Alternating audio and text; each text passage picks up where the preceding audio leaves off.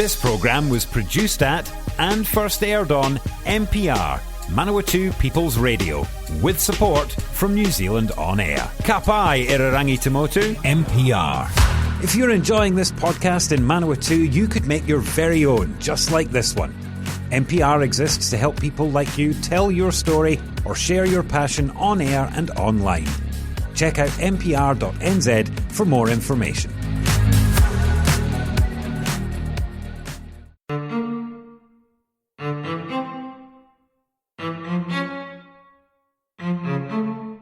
It's time for our Monday serial, A Respectable Veneer, written by Rachel Doré, published by Upstart Press and narrated by Romy Hooper. This serial has been made possible by funding from the Earl Creativity and Development Trust, with collaboration from Manawatū People's Radio. A Respectable Veneer is a story about love and courage, but we remind you of our regular content warning. There are elements of violence and references to child abuse. In our last episode, Douglas struggled with Lou Watkins on the back lawn. Suddenly, Frank emerged from the shadows and sprang into the fray. Lou was caught off guard, and in one efficient manoeuvre, Frank quickly killed him, leaving Ruby transfixed with shock. "What's going on over there?" Vi called. "Frank? Mr. Woods? Ruby? Are you there?" Frank took one step away from the dead man before his legs gave way, and he fell to his knees on the grass, his breath heaving. "Got him! I did it!" He lifted his face heavenward with his arms raised in victory, laughing, coughing, shouting, "I did it!" Ruby reached him as he rolled back, grey-faced, shaking, and clutching his chest in a fit of laughter. "Douglas!" Ruby cried. What was he doing just standing there? "Frank!" Vi's voice again. "Frank, is that you?" The willow bat clonked onto the path as Douglas broke out of his stupor. He pushed Ruby away and dropped to his knees at Frank's side. "Oh, Jesus! Frank! Oh, Frank, what have you done?" Frank rolled sideways, racked with a roar of delirious guffaws. The ugly pathos of the sound ripped into Ruby's core.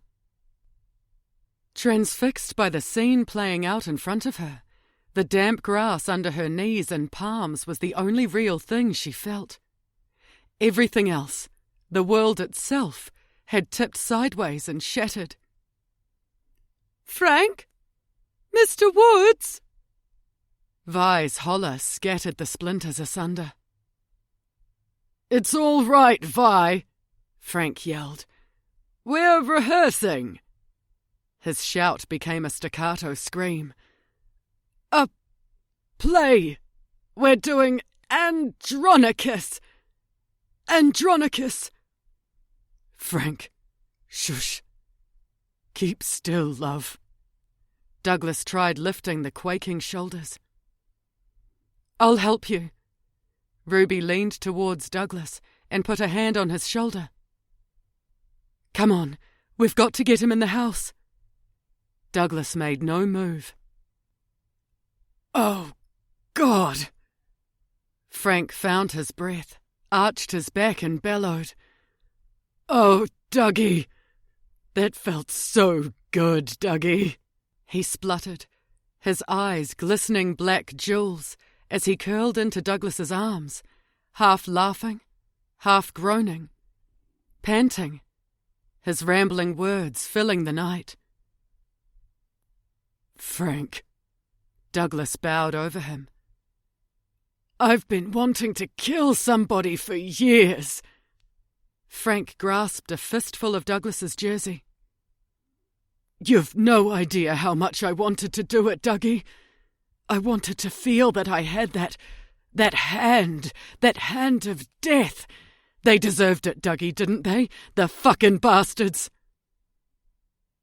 "They did, darling. They deserved it. You remember that sniper that time, Dougie, don't you? How it was?" "I remember." I'm calling the police right now! Panic sharpened Vi's shriek. Vi! Ruby's throat closed over the word. Her eyes were on Frank. Frank spread his hand over his chest. Thought he'd have a go. Didn't count on me, though, did he?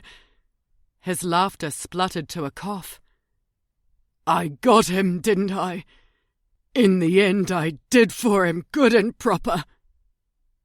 Yes, love, you did. Douglas held Frank's head, smoothing the black hair, staring into the light dull in his lover's eyes. Shh, shh. Please, dear, don't speak. Even in the dim yellow porch light, Frank's face was the colour of potash. Ruby knew what it meant. Douglas stopped kissing his lover's face to cast a baleful glance at Ruby. A look that said, You've done this. Frank reached for him again, pulling him to whisper in his ear. Whatever Douglas was nodding to, Ruby couldn't hear it. She was an outsider. She wished she believed in God. It hadn't done her any good before. God wouldn't listen to her now. Frank's fingers clawed at his beloved. Dougie. For God's sake, Ruby, Douglas screamed. Get Bradshaw. There was no point ringing the doctor. She knew it, and her legs would not hold her up. She couldn't even crawl. Frank gave a rattling groan. His back arched again in a spasm. Keep still, Frank. You'll be all right, Douglas was saying. You'll be all right. It's too late. Did she say it aloud? Frank's mouth stretched across his teeth. Rictus or smile, Ruby couldn't tell. Then his expression softened and his body sagged. The rumble of his guts was the last sound he made. Frank! Douglas kept rocking him. You're not going, Frank! Ruby's knees trembled. Stop it, Douglas, she said, putting a hand on his shoulder. Leave him. He's gone. She would have reached forward to close the unseeing eyes, but Douglas raised an arm to fend her off. His pullover had been slashed. A slow seep of blood began colouring the shirt underneath. Damn it, Ruby! Do something! He bawled. You're hurt, Douglas. Bleeding. A bolt went through her, and she leapt to her feet. Douglas touched the wounded place and glanced at his hand. Go! She was almost at the porch as his voice reached her. For God's sake! The doctor! The back door had been left open. There, framed in the doorway, eyes round and dark, stood Edie. Ruby swept her up. I already rang Dr. Bradshaw, said Edie, her voice small and distant. I found the number. He said he'd come at once. Douglas's wail was a sky-lifting keen. Vi shrieked. The police are coming, Frank!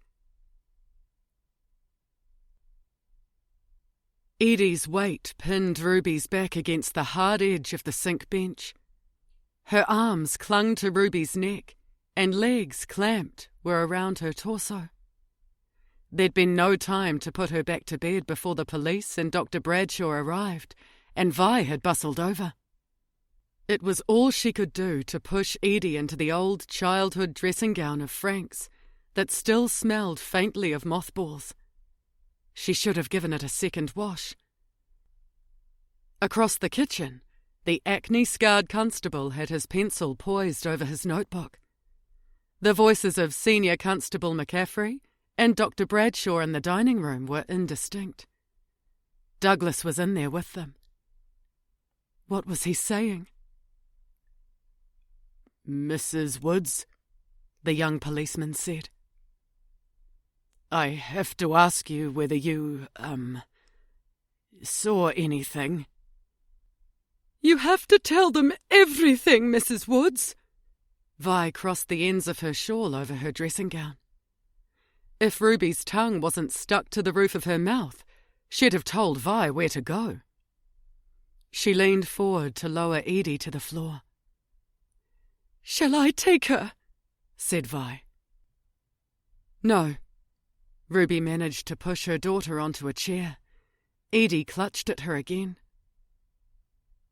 "Mrs. Woods," the constable persisted. Ruby swallowed the panic-driven bile in her throat and launched into a slender fiction. She'd been sewing. Frank and her husband had been playing cards. Douglas thought he heard a noise. He went out to see what it was. Frank followed him. She had carried on sewing. At this point, she put a hand on Edie's bony shoulder, a signal for her to keep her mouth shut. Edie slumped. When Ruby bent to look at her, Edie stared blankly at the floor through a curtain of hair. She was like a watch that had stopped ticking. The constable coughed politely. "I heard the rubbish tin." Ruby straightened to face him. "Must have been knocked over. I thought something was wrong." He jotted in his notebook. What version of the events was Douglas telling them in the next room? "You went out?" the constable prompted. Her next words staggered over the horror of the tableau. "Douglas was trying to help Frank. He'd fallen over. I couldn't tell." Here she put her hand over Edie's ear and drew her close, breathing in the mothball scent of the boy's dressing gown as she pressed Edie against her. "And there was someone, a man, lying on the path." Almost imperceptibly, Edie shuddered. Ruby squatted and stroked the straggling hair off her face. Behind the darkened eyes, something like an ember inside her daughter seemed to have been doused. Ruby had an impulse to grab her, shake her, pull her back into herself. Shout, scream at the others to get out. The power to do anything had left her. "I heard a dreadful ruction, and I rang the police station," said Vi. "What came next, Mrs. Woods?" the constable asked. Ruby felt a light, steadying hand on her back. "Frank?" "I don't remember," she said. The kettle whistled. The boy policeman looked relieved. "Thank goodness we can make that tea." Vi rose to do what she did best. Bustle. "Ruby, get the cups and saucers. Where do you keep the sugar these days? That bowl's nearly empty." Vi moved things about in the cupboard. "Where are your biscuits?" "I'm sorry," Ruby said, pulling herself free of Edie's grasp. She was sorry for everything, for not having filled the biscuit tin, sorry for the sugar bowl, for not getting cups and saucers, sorry she hadn't played that last game of pontoon. She was sorry for Douglas in there, having to go over it. What was he saying? Frank would be alive, if only she hadn't come here, if only... There was a list of things stretching all the way backwards. Things that started, "If only I hadn't." Vi opened and shut the fridge. Ruby looked at Vi, up in the middle of the night in her dressing gown, sniffing the jug of milk. "I'm sorry," she said again. "Never mind," said Vi. "We'll manage. Get the cups, constable. That poppet should be in bed." Edie looked as fragile as a bird perched on the chair. But first, a cup of sweet tea will see her right, said Vi. She started clicking her tongue. Oh, it's awful. Poor Frank. Did I tell you how his mother and I— Shut up. Ruby said it under her breath, unsure whether it was audible.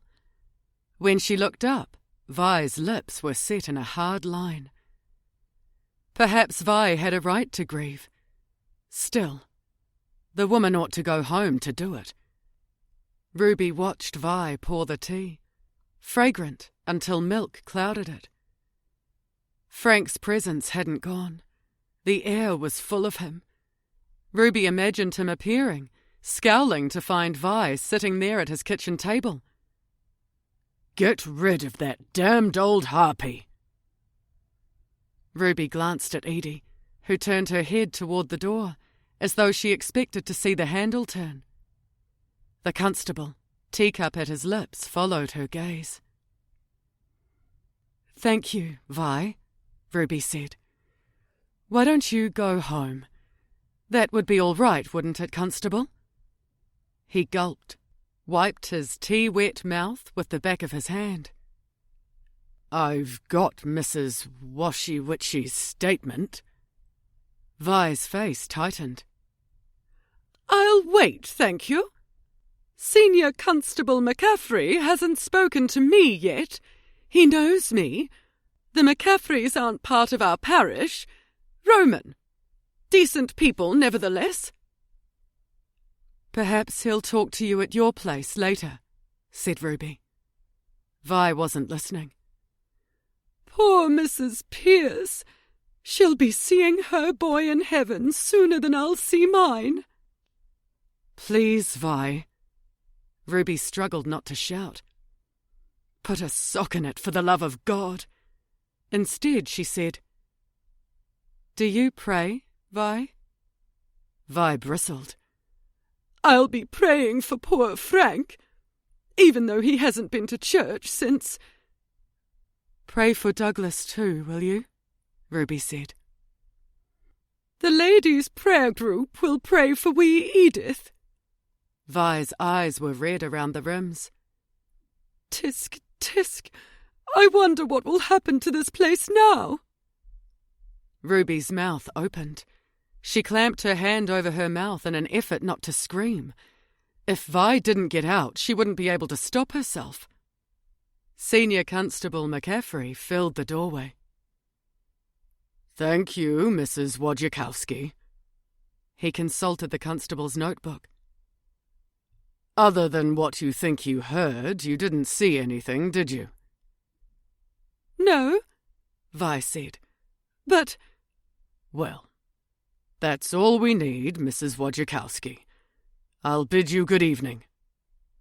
He positioned himself, as solid as a block of Cody. "You know where I am," Vi sniffed as she left. At the click of the latch, Edie trembled, and Ruby kissed the crown of her head. When she looked up, Senior Constable McCaffrey's gaze bored into her. "Mrs. Woods," he said, "I gather the three of you and Mr. Woods and the little girl here, rent a couple of rooms in the house. Boarding." Ruby breathed steadily. She'd heard somewhere that it slowed your pulse. "Yes," she managed to say. She ought to have set up the spare room. A stage set for a married couple. She had suggested it, but Douglas hadn't taken her seriously. Now, what if the senior constable had already looked through the house? She wouldn't know if he'd gone up the passage to snoop. He might have seen the room where she and Edie slept. If he looked in Frank's room, he'd see the two men's beds pushed together. She cringed, waiting for awkward questions. Perhaps it was all too late now. Still, tonight the police weren't here for that. Or would they be keeping an eye on Douglas from now on? McCaffrey gave nothing away. "Dr. Bradshaw says you've been looking after Mr. Pierce," he said. "Housekeeping, Mr. Woods tells me." "Yes." He frowned at Edie. "Oughtn't the child be in bed?" Edie hid her face against Ruby's chest. "She needs me with her." Ruby stroked Edie's hair. She needed Edie. She needed to stroke her, keep her with her, not let her go. McCaffrey cleared his throat. "As you like, Mrs. Woods. Your husband says he took the cricket bat to frighten off the intruder. Why did he do that? What was his intention?" Ruby couldn't let herself crumble. "Cricket bat?" She adopted a vague tone. "Did he? They had a game in the afternoon, Douglas and Edie." "I see," said McCaffrey. "You married recently?" "Yes." Ruby hurried her words. "Douglas gets nervy at night. He's as right as rain during the day. At night, any odd sound—" The sentence didn't have to be finished. She knew that shadow behind the policeman's eyes. The war. "Ah, yes," he added to his notes. He pursed his lips, waiting for her. The lie was like a betrayal. Heart of a lion. She'd made Douglas out to be weak, incapable of rationality.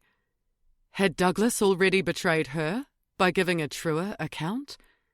Who Lou was, and that it had been all her fault? What would happen if his story differed from hers? "They went out," she said. Her hand continued to follow the shape of Edie's skull, stroking, stroking. "Because Mr. Woods heard a noise," said McCaffrey. "Yes." Ruby stopped stroking. The policeman would notice how her sweating palm had begun to plaster the fine hair. To distract him, she ran her hand over her own hair. "I'm sorry," she said with a gasp. "Frank." He nodded, respectful, watching her. The young constable looked up from his notebook. There was a stillness about Edie. If it weren't for her white knuckles as she clenched on her mother's cardigan, she might have been asleep. But when Ruby peered down at her, Edie's eyes were open, unseeing. "What sort of noise was it you heard?" said McCaffrey. "I didn't hear it." "So Mr. Woods heard the noise, and he took the cricket bat?" "Must have. It was on the porch." "Yes, that tallies." Senior Constable McCaffrey read from his own notes in a dry voice. "There was a scuffle and Mr. Pierce went to your husband's aid. Mr. Woods received an injury from a small mechanical knife used by the attacker. We have the weapon." The young constable grimly produced something folded in a handkerchief. "Yes, all right, Constable Hill," McCaffrey said. "We don't need to see that. Mr. Woods recounted how Mr. Pierce used what he described as a high rugby tackle. He held the intruder back from further attacking Mr. Woods. During the ensuing fray, the intruder got knocked to the ground."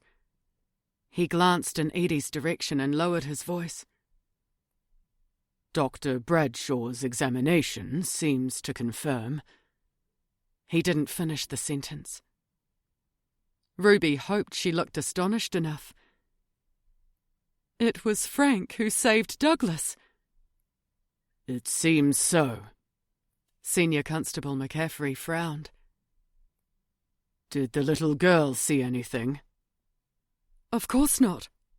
"No," said Ruby. "Perhaps she woke up when I rushed in to use the phone." The lie caught in her chest, and she coughed. "I'm sorry." McCaffrey squinted at her. "It's very puzzling, Mrs. Woods. I ask myself, why this house? Why does a stranger come to this quiet part of a respectable town, where decent Christian people live? Why did he poke around in this particular shed, in the backyard of this particular house?" All she could do was shake her head. Guilt must be written on her face. She'd have killed Lou if she could have. What was wrong with her? What had robbed her of the power to move? When it came down to it, she'd been weak, and Frank had paid the price. You've been listening to A Respectable Veneer, a serialised novel by Rachel Doré, read by Romy Hooper.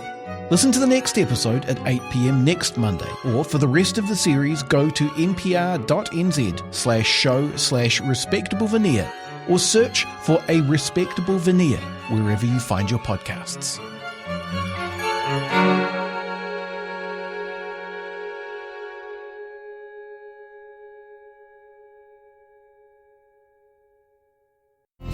If you enjoy this NPR podcast, please consider subscribing. Our podcasts are available on all major podcasting platforms: Apple Podcasts, Google Podcasts, and Spotify, as well as the accessmedia.nz app. Support this show and others like it by giving a donation.